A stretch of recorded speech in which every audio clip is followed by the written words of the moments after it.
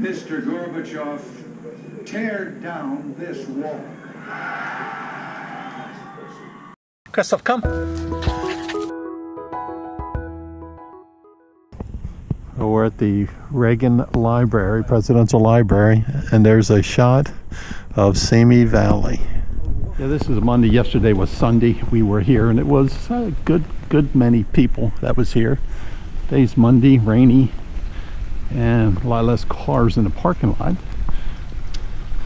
So that is the entrance there to the Reagan Library. See a statue right out front there. President Reagan in his cowboy outfit. Cowboy hat. Looks like he's ready to ride somewhere.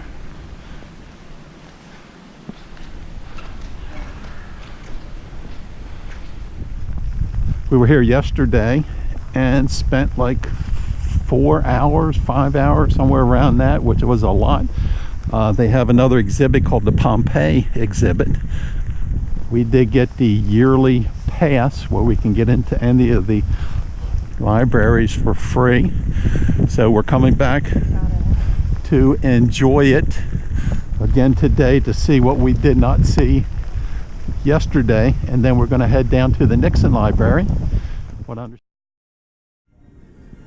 Where's President Reagan and I just riding along, enjoying the countryside of Rancho del Cielo and enjoying what he loved to do more than anything was to ride on a horse through the country. The captain at the time had no choice but to abandon the ship, took the last free floating ship and sailed back to Great Britain that way. Next spring, the ship freed up, stopped floating. An American whaler ship found it and towed it back to New England port. Find the keeper, you heard that phrase? Now it's their ship.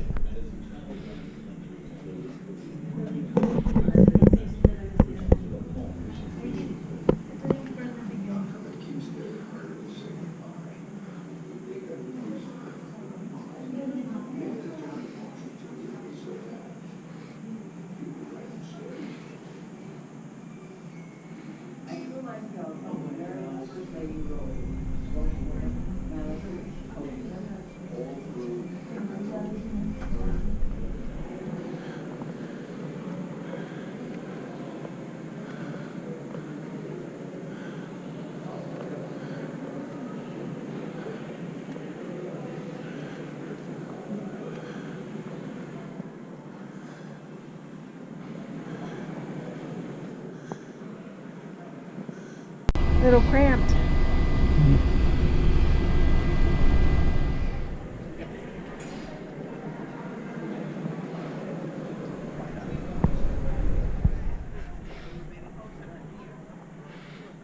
Oh, okay. Because my cousin's husband was in the Marines, and she said, as a communications officer, he would sit here, and President Clinton would sit here. So I wasn't sure where. So the communications would be. Officer? Is only in the front. Oh, I see. I had this thing first. Oh, this is rather cozy. Nice. Now in the back it has all the information about this helicopter. Oh, like where, yeah, the course for you and all that. Mm-hmm. Just watch your hand. Nuclear weapons had kept the world under a shadow of terror. It was like having two Westerners standing in a saloon aiming their guns at each other's head permanently. There had to be a better way. The West won't contain communism. It'll transcend communism. President Reagan's first priority is to protect the United States from Soviet aggression. He asks his advisors to develop a technology that would act as a defensive shield against incoming missiles. It was known as the Strategic Defense Initiative, SDI, and is one aspect of the President's Peace Through Strength strategy. I felt that if I could get in a room alone with a top Soviet leader, the two of us might be able to reduce the risk of nuclear war. Since Gorbachev had taken office, he and I had quietly exchanged a series of letters that had suggested to me he might be a different sort of Russian than the Soviet leaders we had known before. I believed that if we were ever going to break down the barriers of mistrust that divided our countries, we had to begin by establishing a human, personal relationship between the leaders of the two most powerful nations on earth. It was clear he believed completely in the Soviet way of life and accepted a lot of the propaganda he'd heard about America. Yet, I also sensed he was willing to listen. The two men continue their correspondence, laying the groundwork for a second meeting. In addition to nuclear missiles, we said we would try to reduce and eventually eliminate other nuclear weapons as well, including bombers. I thought we were in complete agreement and were going to achieve something remarkable. And then, after everything had been decided, or so I thought, Gorbachev threw us a curve. With a smile on his face, he said, "This all depends, of course, on you giving up SDI." I couldn't believe it and blew my top. "The meeting is over," I said. With diplomatic talks stalled after Reykjavik, President Reagan travels to the Berlin Wall to deliver one of the most pivotal speeches in American history. Mr. Gorbachev, tear down this wall. Nothing in the West symbolized the differences between it and the Soviet Union more than the wall. Its removal would be seen as a gesture symbolizing that the Soviet Union wanted to join the broader community of nations. 3 months later, at a summit in Washington, they return to the bargaining table. Gorbachev is ready to compromise his position on SDI. He was a tough, hard bargainer. He was a Russian patriot who loved his country. But there was a chemistry that kept our conversations on a man-to-man basis without hate or hostility. On December 8, 1987, the two leaders overcome their differences and agree to destroy an entire class of nuclear weapons.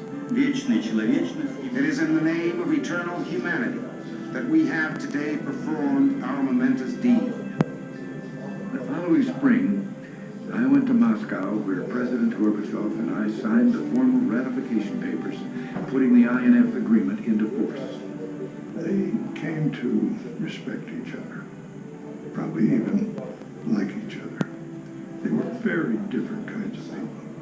Nevertheless, they talked, they bargained, they achieved things. One should be in a great mood. There's no telling where it'll end.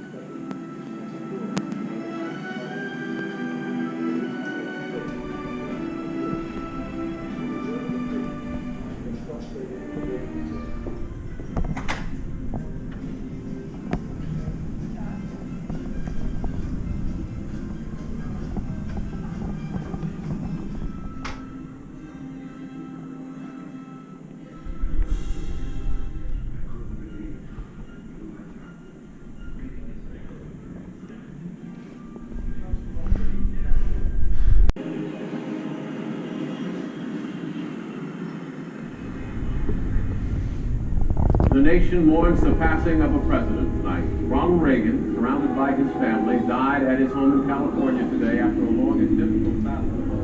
With faith in Jesus Christ, we receive the body of our brother Ronald for burial.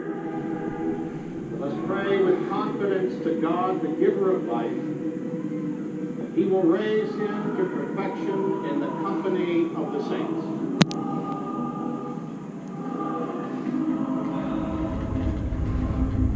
I have been truly blessed to have been a friend of Ronald Reagan. I shall always remember him with the deepest admiration and affection. I will always feel honored by the journey that we traveled together. We have lost a great president, a great American, and a great man. I have lost a dear friend. We here still move in twilight, but we have one beacon to guide us that Ronald Reagan never had. We have his example. I don't know why Alzheimer's. The nation mourns the passing of a president. As Vice President for 8 years, Ronald Reagan. From anyone I encountered in all my years of public life. President Reagan, when he opened his I learned eyes, kindness. I also learned courage. I also learned courage. nation. And he He did it showed all us And then I learned with decency. humility, nor death, with great The whole world charm, did. love.